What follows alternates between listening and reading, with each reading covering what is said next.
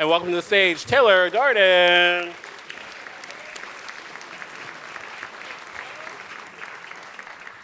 I was well into my 20s before I discovered that not everyone has a song playing in their head at all times.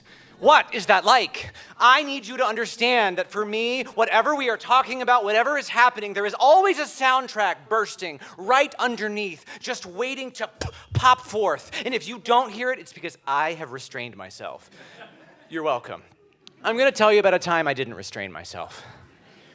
I am at the closing reception of a conference in Chicago for LGBTQ Christians. It's a thing. And for some ungodly reason, they have decided to put the closing reception in Chicago in October on a rooftop bar. I'm freezing. I'm shivering. I weigh 15 pounds less than I do right now. And I have a song bursting forth, and I decide to let it out. There were nights when the wind was so cold. That is the first line of Celine Dion's epic ballad, It's All Coming Back to Me Now.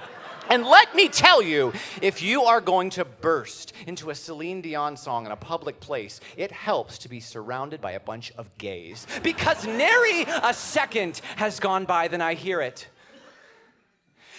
And my body froze in bed if I just listened to it right outside the window. From this urban tundra has emerged a kindred spirit. We lock eyes and we continue. There were days when the sun was so cruel. And you get the idea. Anyway, as we continue singing, we realize that we now have a quartet of homosexuals moving towards us.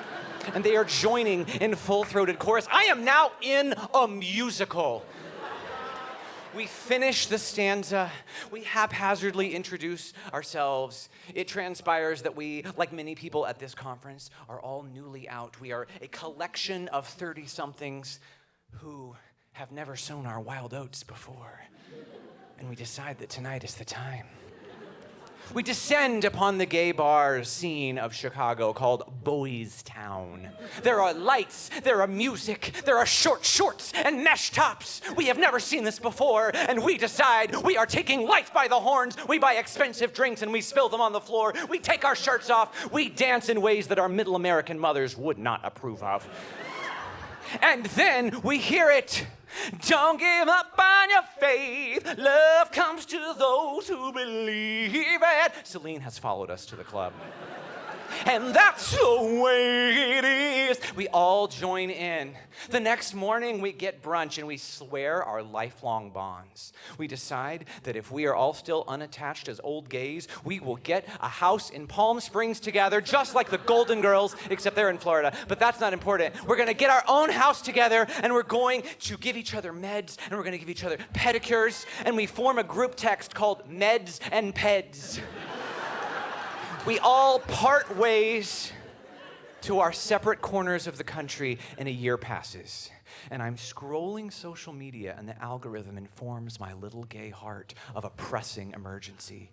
After 10 years, Celine Dion is ending her Vegas residency in June. It is September. I whip out the group chat. I flip to Ticketmaster. There's not an available ticket until May 18th. What are you doing on May 18th, I ask the group, and I do not wait for a response before I say, I'm telling you what we're doing. We are going to Vegas. And so 8 months later, we descend upon the Strip, and it is gloriously tacky. There's a pyramid and a treasure chest and so many fountains and more LED lights than the mind can comprehend. We adore it. But nothing can prepare us to entering the presence of Celine. We find our seats just as the light goes down. A spot goes up on her stark silhouette. Her back is towards us. And then we hear a crystalline Canadian voice pierce the darkness, and we lose our minds. 'Cause I'm your lady, and you are my man. She is our lady, and we are her men. And at this moment, I realize the very singular appeal of Celine Dion, because when you strip away the voice, she is spectacularly uncool.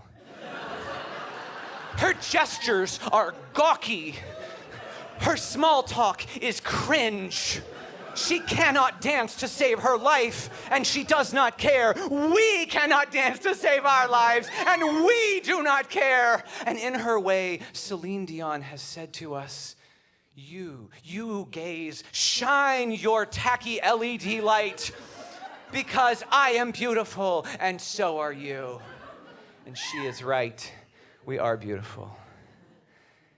And as I remember that night, my mind's eye lingers more on my companions than the stage. That is what dazzles me. That is where the magic was. If you're going to belt out Celine Dion in a public place, it helps to be surrounded by a lot of gays. It helps to be surrounded by a lot of gays in general, actually. Those men that I met on that rooftop bar are still some of my closest friends, and maybe one day we will get a house in Palm Springs together. And I have learned that there are other people in the world who hear the song that you hear, and if you have the courage to belt the shit out of it, they will join in and sing with you, and that's the way it is.